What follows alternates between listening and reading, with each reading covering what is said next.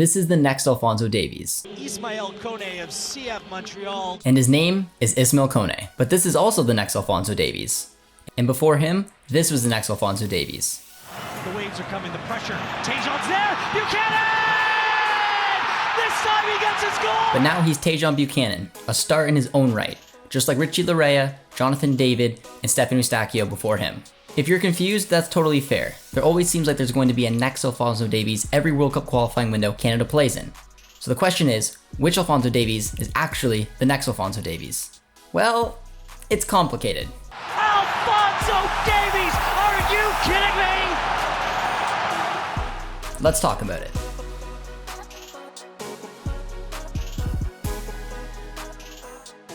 So in case you missed it earlier this week, Canada had the opportunity to qualify for the FIFA World Cup with a result against Costa Rica.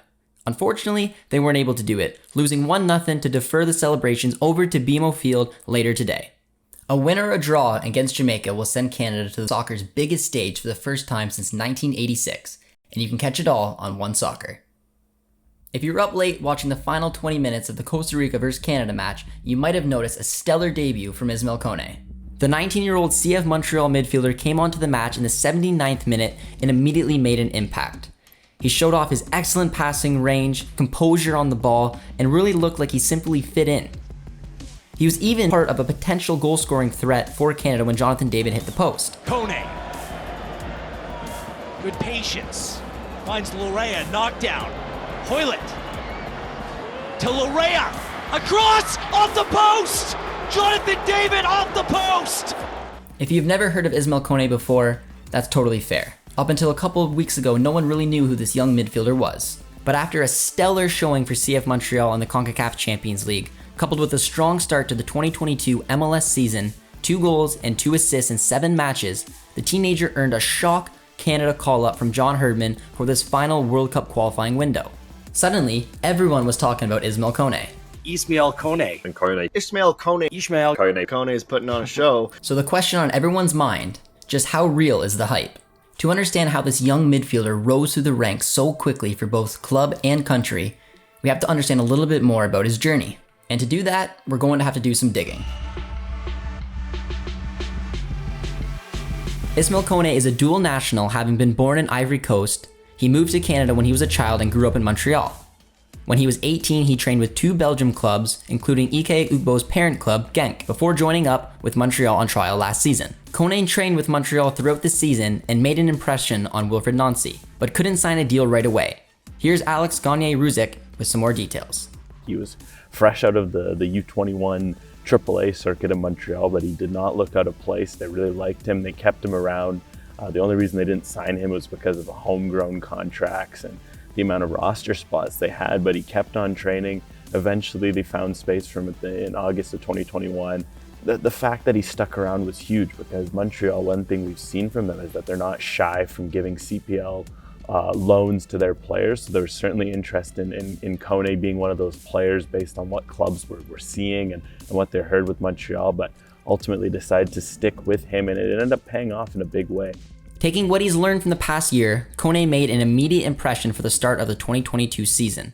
A large part of his early minutes he received was due to the fact that Samuel Piette was sidelined due to an ankle injury that freed up a starting role as a center mid in CF Montreal's 3-4-2-1 system. But Kone really burst onto the Canadian soccer scene in the second leg versus Santos Laguna in the CONCACAF Champions League, where his goal helped send Montreal to the quarterfinals. Torres, see you later. Inside to Mihailovic. Head goes up. Across. Lets it go. Kone!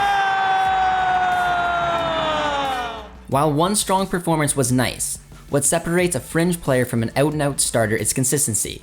That's exactly what Ismael Kone has been delivering all season for Montreal. He picked up an assist in just his second MLS match against the Philadelphia Union, but really started earning national team chatter after his next start against Atlanta United. He not only assisted on one effort and drew a penalty for another, but scored a wonderful goal of his own as well. What really impressed me was the fact that this was the first match Kone featured in after Christian Jack reported about the potential call-up to the Canadian men's national team, showing this young midfielder can not only handle the pressure, but just might thrive in it. It's clear Kone has become a big part of CF Montreal's plans for 2022. Now players like Samuel Piette and Rida Zouhir need to work their way back into Wilfried Nancy's starting 11 if they can even keep up with Ismael Kone's rapid rise. For what it's worth, John Herdman has also said that Kone has fit in quite easily among a group of vastly more experienced pros too. You know, this kid is as genuine and grounded and down to earth as I've met a young man. He's got a personality. You can stand and have a joke with him.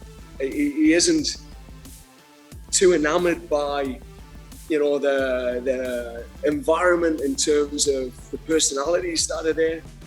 And he fits in. It's been really cool to watch. He's just, you know, strolling around with his chest out, not in an arrogant way, but just he's here to enjoy the environment. And the guys have made him, like they do with everyone, they've made him comfortable. So, yeah, he's just fitted right in. And I think some of the boys are starting to see his quality. And after a strong showing against Costa Rica, it's unlikely we've seen the last of Ismael Kone in Canada Red either. What makes this Canadian team so special is the brotherhood mentality that John Herdman has implemented over the last 4 years. Herdman has had a core group of players who have been with the team for the majority of the windows, as he values player loyalty and the importance of each player's role in the squad, whether it's on the pitch or in the locker room. Herdman talks about pushing the squad's comfort zone to include a midfield profile he hasn't quite seen before.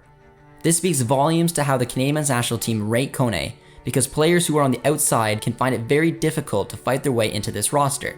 It's why this call-up is both impressive and a little surprising to see.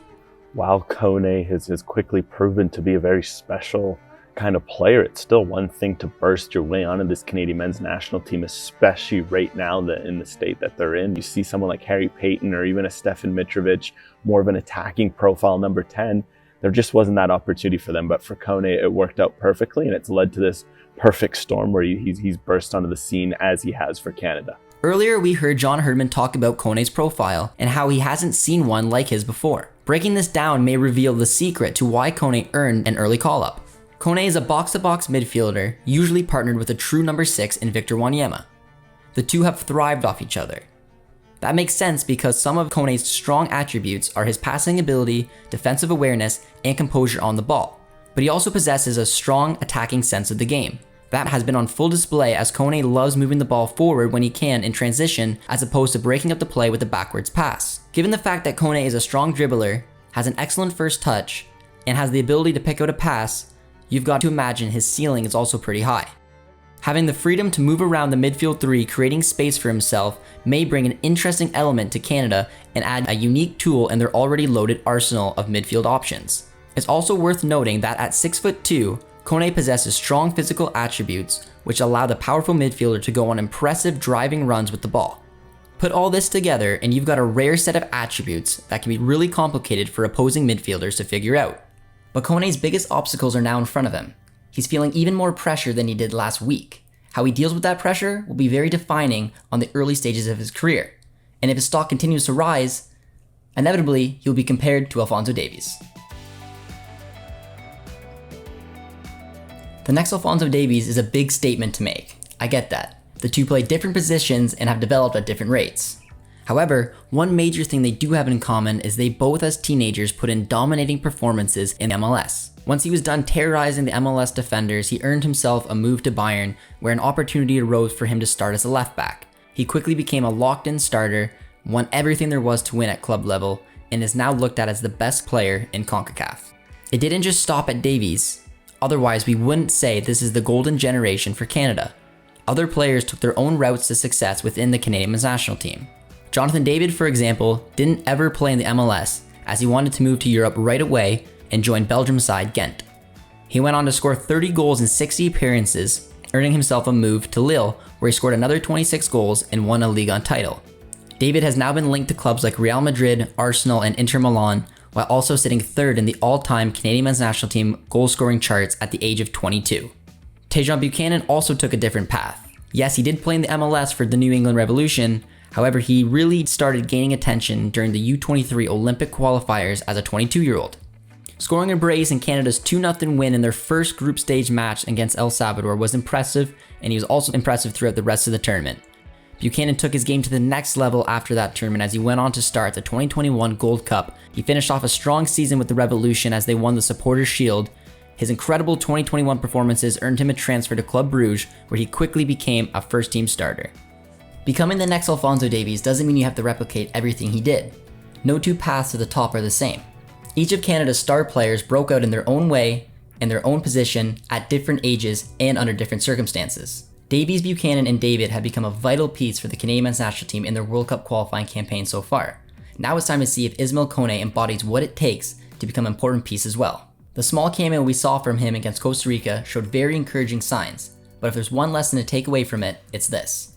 Now it's important just to kind of find that right balance, I think, when it comes to managing expectations for someone like Ismael Kone, because while it's fun to maybe anoint the next Alphonso Davies of Canada, of CONCACAF, it's high pressure to put on anyone, no matter how, especially for these young kids, because Alphonso Davies struck a path that's very hard to follow.